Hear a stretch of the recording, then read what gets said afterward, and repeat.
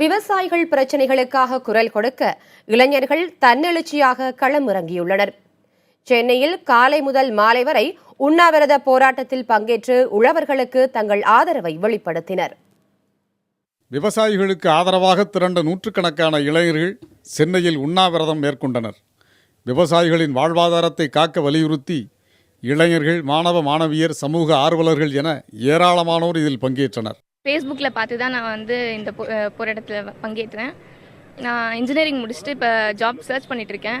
And இந்த விவசாயிகளுக்காகவும் ஜல்லிக்கட்டுக்காகவும் status Facebook மட்டும் குரல் கொடுக்காமல் நேரடியாக இல்லை கலந்துக்கணும் அப்படின்றதுக்காக வந்திருக்கேன். பொதுவாக நம்ம அரசாங்கம் வேணால் மெத்தனமாக இருக்கலாம், ஆனால் கல்லூரி மாணவர்கள் மற்றும் இளைஞர்கள் அனைவரும் இந்த விஷயத்தை மிகவும் ரொம்ப இம்பார்ட்டண்ட்டாக தான் நினைக்கிறாங்க. இதுக்காக எந்த விதமான போராட்டம் வச்சாலும் நாங்கள் கலந்துக்க தயாராக இருக்கோம்.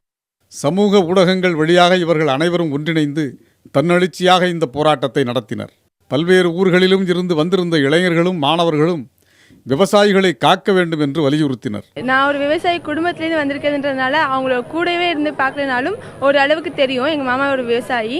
அது மட்டும் இல்லாமல் இப்போ நிறையா இணையதளங்கள் மூலியமாகவும் தெரிஞ்சுக்கிறேன். பிஎஸ்சி ஹோட்டல் மேனேஜ்மெண்ட் முடிச்சிருக்கேன். என்னோட மெஜாரிட்டியே ஷெஃப், சமையல் பண்ணுறது தான். ஸோ எனக்கு அந்த ஃபுட்டோட அருமை தெரியும். நாளுக்கு நாள் அதை விதைச்சி அதை ஒவ்வொரு நாளும் அதை பார்த்து தண்ணி வற்றாமல் அது செய்கிற விவசாயிகளுக்கு அது ரொம்ப கஷ்டமாக இருக்கும். தண்ணியே கிடைக்கல, நீர்வளமே இல்லைன்னும் போது அவங்களுக்கு அது ரொம்ப ரொம்ப கஷ்டமாக இருக்கும். மாலையில் போராட்டத்தை நிறைவு செய்த இளைஞர்கள் விவசாயிகளுக்கு எப்போதும் துணை நிற்போம் என உறுதியளித்து சென்றுள்ளனர்.